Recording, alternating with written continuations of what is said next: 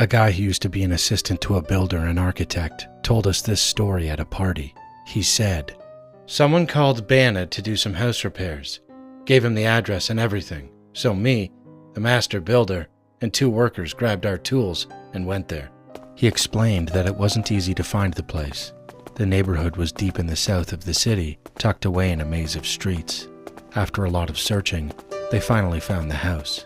It was hidden in a long, narrow alley. The house itself was empty. The owner, a very ordinary man, had taken his wife and kids somewhere else for a few days while the repairs got done. They started work around 8 in the morning. By 10 o'clock, the man telling the story stepped outside to check on the 2 workers mixing cement at the entrance. One of the workers was a middle-aged man, around 40. The other was young, good-looking, and cheerful. They were joking and working with their shovels when suddenly they noticed someone entering the alley. As he got closer, they could see him clearly. He was short, but his body was wide, stocky. His legs were short, but his arms were long, and his appearance overall was disturbing. Ugly, frightening. His face looked like something out of a nightmare, twisted with old scars and covered in blistered skin. The kind of face you'd expect to see on a monster or giant. He stopped a few steps from them and stared. Then he smiled, an awful, crooked smile. His eyes locked onto the young worker, and then he started moving toward him.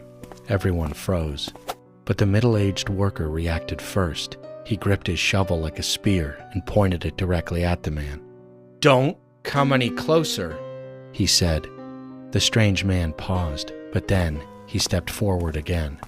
This time, the worker's tone changed, firm, angry. He raised the shovel higher. "If you take one more step, I'll strike you down right here." The man stopped. He stood there for a few seconds, thinking. Then his eyes darted around at all of them, and finally, he turned and walked back out of the alley. They never saw him again. Not that day, not the other 3 days they worked there. When the owner came back, they told him what had happened. At first, he claimed he had no idea who it could have been, but then something clicked. He paused and said, "You know, when I was a kid, my father used to talk about a poor man who had leprosy. Said he'd shown up in this neighborhood 50 or 60 years ago. He was sick, looked frightening. People used to run home when they saw him. Those who were brave enough would shout at him or curse at him until he left." Then he added, "But that man died more than 30 years ago. He's been gone for a long time." The man telling the story looked at us and said, "When we heard that, we all just froze. I couldn't sleep for weeks. That horrible face kept showing up in my dreams, just standing there, alone, watching."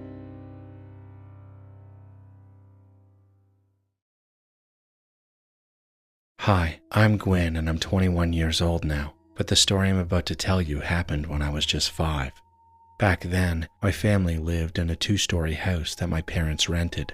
It was just me, my mom, my dad, and my mom's working student. We'll call her Mary. One afternoon, we were all in my parents' bedroom. I was busy playing games on my mom's phone while my parents decided to head downstairs for a snack. My dad asked, "Do you want to come with us?" I shook my head, eyes still on the screen. "Nope, I'll stay here," I replied. They didn't argue. They just let me be and closed the door behind them.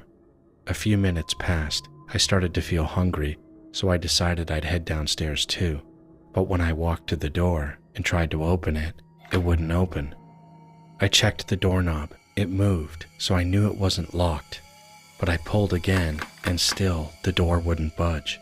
I thought to myself, maybe Mary's holding it from the other side. We used to play little pranks on each other. This wouldn't be the first time. I called out, "Mary, please open the door." No response. "Mary, open the door, please." I shouted, now banging on the door. Still nothing. I let go of the doorknob for a second, catching my breath. Then, with all my strength, I pulled the door. It cracked open, just a little. And that's when I saw it, a headless figure standing right outside the door, dressed in a long white nightgown, and the figure was missing its head. I froze, my eyes wide. My tiny hands let go of the door. I backed away and began banging on the door again, yelling. Let me out! Let me out! Yes, I was terrified, but somehow I didn't cry. I tried to open the door again, and that's when I saw something even more disturbing. The headless figure was tying a big towel around the doorknob, looping it around the stair handrail. It was trapping me inside. Today, that might sound ridiculous, but 5-year-old me, I was panicking beyond belief. I pulled on the door again with all my might, but it wouldn't move. The towel was tightening, and then the figure started walking toward me. I could see through the slightly cracked door that it was getting closer and closer, and I could see the stump where its neck should have been. I screamed and slammed the door shut. A few minutes later, I heard a voice calling out. It was Mary. She came from the living room and walked up the stairs, finding me trapped inside. She looked confused when she found me. What happened here? She asked. The headless person. I said, my voice trembling. She stared at the towel tied between the knob and the handrail. Gwen, did you do this? I shook my head, frantic. No, it was the headless person. She sighed. Headless person? Gwen, those aren't real. I tried to convince her, begged her to believe me, but she didn't. She untied the towel and opened the door. I stepped out, still shaken, and scanned the hallway, expecting the figure to appear from around the corner, or maybe crawl down from the ceiling, but there was nothing. When I went downstairs, my parents were still eating. Did they not hear me? I ran to them and told them everything. They laughed. I eventually started thinking maybe I imagined it, just a child's wild imagination. A year later, when I turned 6, we moved into a new house, one that my parents owned. Mary graduated and moved away to become a teacher, and we didn't really keep in touch. Years passed and that memory faded, but recently we had a house deliverance, a cleansing, and ever since that happened, I haven't stopped thinking about that day. We were talking to a priest about the paranormal experiences we've had in the past, and I told that story again, this time with my parents sitting right beside me, and for the first time, they looked disturbed. My parents admitted something. They told me that back in that same house, when I was just 3 years old, they'd seen something too. They said I had an imaginary friend back then, and one day they saw me eating something invisible, saying it was a food that my friend gave me. That was the moment that everything clicked. What if it wasn't my imagination? Some people might say, why would a ghost show up during the day? Or why would it lock a little girl inside a room? But if it was Mary playing a prank, wouldn't I have seen her, head slouching forward in that nightgown? But no, what I saw was a human figure, standing upright, with no head on top of its shoulders, and I don't think I imagined that. My story happened back in 2017 when I was 15 years old. My family is originally from North Carolina, and we're Cherokee Native Americans if you're wondering.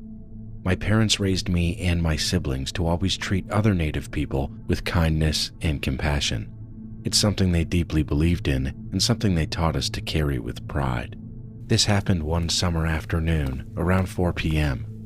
At the time, I was working a part-time job at a small grocery shop across town to save up money for a trip. I had a 5:30 p.m. shift, and since I was the youngest of 6, with all of my siblings moved out and both my parents at work, I had to take the bus. As I waited at the stop, the bus was still about 15 minutes away. That's when I saw a man walking toward me. I didn't have my glasses on that day, so I couldn't make out his features at first, but when he got closer, I noticed he was Native too.